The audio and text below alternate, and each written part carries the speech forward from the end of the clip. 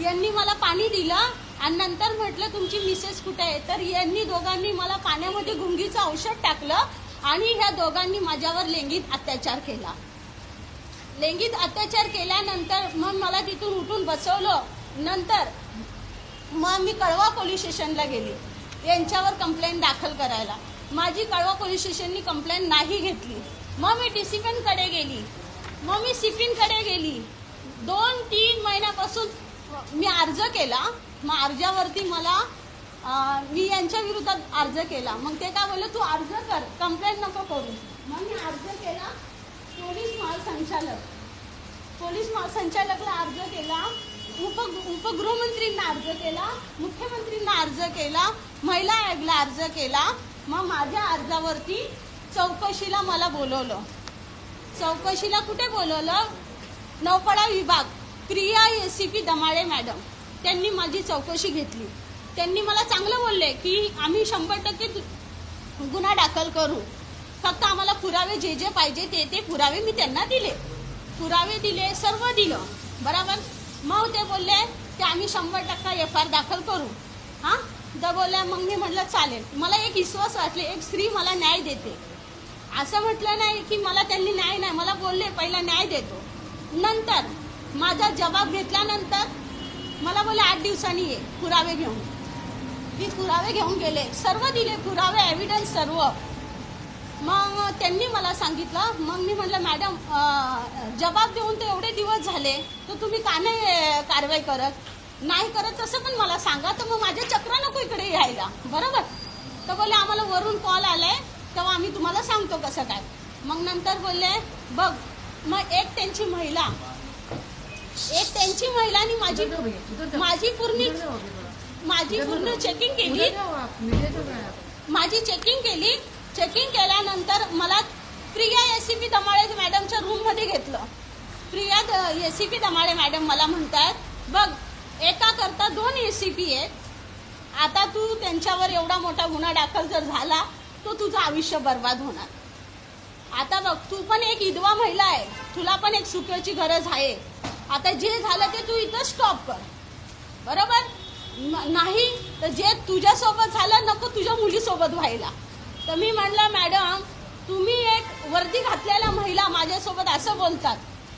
हां बोल. मग मी तिथून बाहेर निघाली. तितक्यात एक त्यांचीच लेडीज मला म्हणते यांच्या दोघांवरती FIR होणार नाही, तुम्ही किती पण वेळा या, कारण हे वरपासून पूर्ण या दोघांनी सेटिंग लावले, ठीक आहे.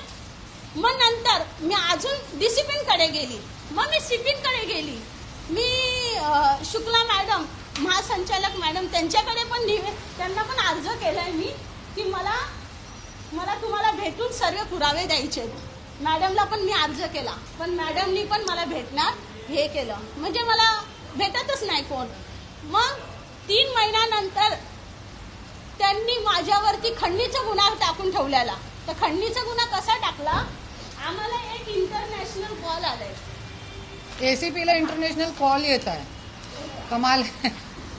एसीपी काय म्हणतो, आम्हाला एक इंटरनॅशनल कॉल आलाय.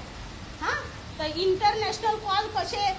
इंटरनॅशनल हे त्यांना इंटरनॅशनल 12 अंकी कॉल आलेत, त्यांना इंटरनॅशनल कॉल आलेत हे. हा, आणि इंटरनॅशनल कॉल आल्यावर बोलतो अज्ञात व्यक्ती 40 लाखाची खंडणी मागतो, अज्ञात व्यक्ती.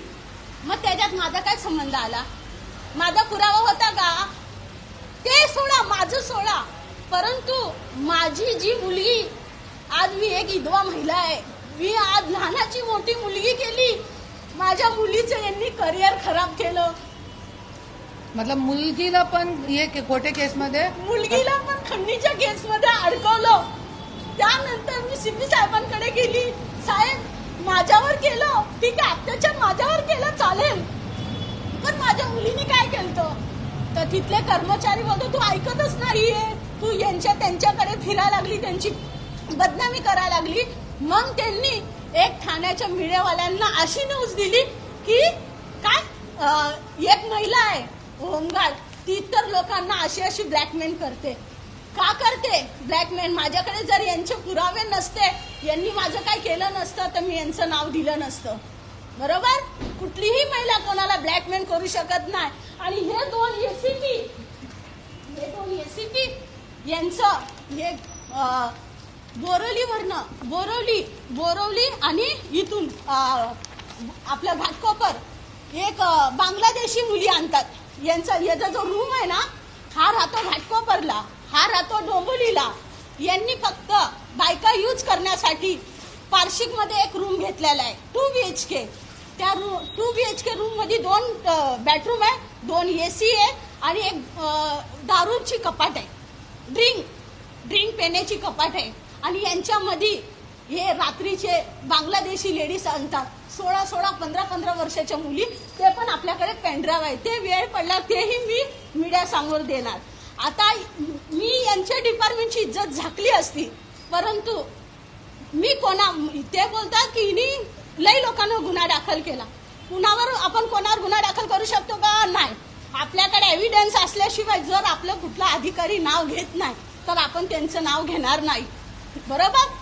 माझ्याकडे एवढ्या खालच्या पातळीचे अधिकारी आहेत, एवढे खालचे।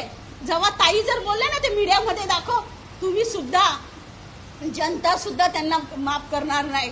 हे जर दाखवते ना एक महिला होमगार्ड ब्लॅकमेल करते एवढ्या अधिकारावर, नाही, फक्त ह्या दोघांना वाचवण्यासाठी ती न्यूज चालू आहे, या दोघांना वाचवण्यासाठी ती न्यूज चालू आहे। त्या न्यूजवाल्याला यांनी 3 लाख रुपये दिले की अशी न्यूज जनतेसमोर दाखवा। आणि जर 70 का 71 अधिकारींना हे फसवलंय तर त्या अधिकारींचे नाव कोण देणार, बरोबर की नाही? पुरावा पाहिजे।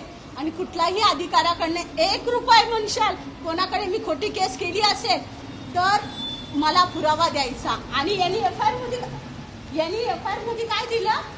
न्यायाधीश, वकील आणि न्यायाधीशची टोळी आहे। आता तुम्ही लक्षात ठेवा, वकील आणि न्यायाधीश अशा वेशाच्या याच्यामध्ये न्यायाधीश वकिलांची, यांनी मला पुरावा द्यावा, यांनी मला न्यायाधीशचा पण पुरावा देणार, माझ्या वकिलांचा पण पुरावा देणार। जनतेवरती मला भरोसा आहे, जनता आम्हाला न्याय देईल। आणि मी गृहमंत्रींना सांगते, जर यांच्यावर नाही एफआयआर दाखल केली 8 दिवसामध्ये माझं स्वतःचं आयुष्य मी संपवणार। आज महाराष्ट्रामध्ये खूप मोठा प्रश्न महिलांची सुरक्षासाठी निर्माण झालेला आहे। जरी रक्षक भक्षक झाले तो कुणाकडे महिला न्याय मागण्यासाठी जाणार? त्याच्यासाठी आज हे महिलांनी गृहमंत्री, महिला आयोग आणि सगळीकडे कंप्लेंट दिली आहे। आणि आज डीजी मॅडमच्या ऑर्डर असताना त्याच्यावरती एफआयआर झालेली नाही आहे। 6 महिन्यापासून इकडे तिकडे फिरत आहे ही महिला, माझ्याकडे आली। मी पण स्वराज्य शक्ती सेना जे माझा पक्ष आहे त्याच्या माध्यमातून मी निवेदन दिलेलं आहे कमिशनर साहेबांना, ठाणे कमिशनर जे आहे त्यांना मी निवेदन दिलेलं आहे की तुम्ही 8 दिवसामध्ये याच्यावरती एफआयआर करा। डीजी मॅडमच्या ऑर्डर असताना तुम्ही कशाला एफआयआर नाही केली मला लेखी द्या। आणि 8 दिवसामध्ये जरी एफआयआर नाही झाली तर मी स्वतः ही महिलांना घेऊन मी स्वतः कमिशनर ऑफिस समोर अनशनवर बसणार आहे। आणि जसे की देवेंद्र फडणवीस साहेबांशी मी हात जोडून विनंती करते, जसे तुम्ही बीडच्या प्रकरणामध्ये तुम्ही 1 दिवसामध्ये तुम्ही ऑर्डर काढली SIT चौकशीची, असंच तुम्ही तुमच्याकडे 24 तास आहे, तुम्ही 24 तासामध्ये एक गृहमंत्री म्हणून एक महिलाला न्याय द्या। तिच्यावरती इतका मोठा न्याय, ती पण पोलीसवाली आहे आणि होमगार्ड मतलब ते पोलीसवाले होते ना आधे, तो ही महिलाला तुम्ही न्याय द्या आणि 24 तासच्या आतमध्ये हे दोघांवरती एफआयआर करा। धन्यवाद। आता जज साहेबांनी ऑर्डर काढले, जज साहेबांनी ऑर्डर काय काढली? ह्या दोघांनी माझी बेल कॅन्सल साठी खोटी एफआयआर दाखल। जज साहेब काय म्हणतात की याच्यामध्ये स्पष्ट दिसतं ही खंडणीची केस यांनी हे बनवले, याच्यामध्ये मुलीच्या आईवर बलात्कार केलाय, यांनी फक्त यांच्या पदाचा गैरवापर केलाय। जज साहेब खोटं बोलतील का? आणि तो पत्रकार कुठला, तो बोलतो कोर्टाची ऑर्डर आहे। आणि पत्रकार तो कुठली ऑर्डर? त्यांनी 16 वर्षाची माझ्यावर काय, आता फॅमिली रिलेशनचं माझं काय संबंध होता? ब्लॅकमेलिंग करायचा। दुसरी गोष्ट, मग नंतर त्यांनी माझ्यावर 3 तारखेला एफआयआर केला आणि 4 तारखेला माझा अर्ज दप्तरी करून टाकला। ना तपास केला ना काही केलं। ते मला बोलले न्यायालयाकडे भीक मागायची, तू न्यायालयाकडे। पण आम्ही न्यायालयाकडे तर जाणारच, पण आमचा बाप तर बापाकडे पण जाणार ना। आमचा बाप गृहमंत्री आहे आणि आमच्या बापापर्यंत ही गोष्ट गेली तर आमचा बाप नक्की FIR दाखल करणार. महिला आयोगाकडे आज 3 महिन्यापासून मी महिला आयोगाकडे जाते रुपालीताई चाकणकरांना भेटण्यासाठी, पण तिथले कर्मचारी बोलले ताई येत नाही, भेटेल तेव्हा आम्ही तुम्हाला कॉल करू. तिथली पण पायरी तुटली. शेवटी मला एक आधार उरला, ताईंनी मला आज तुमच्या समोर जनतेची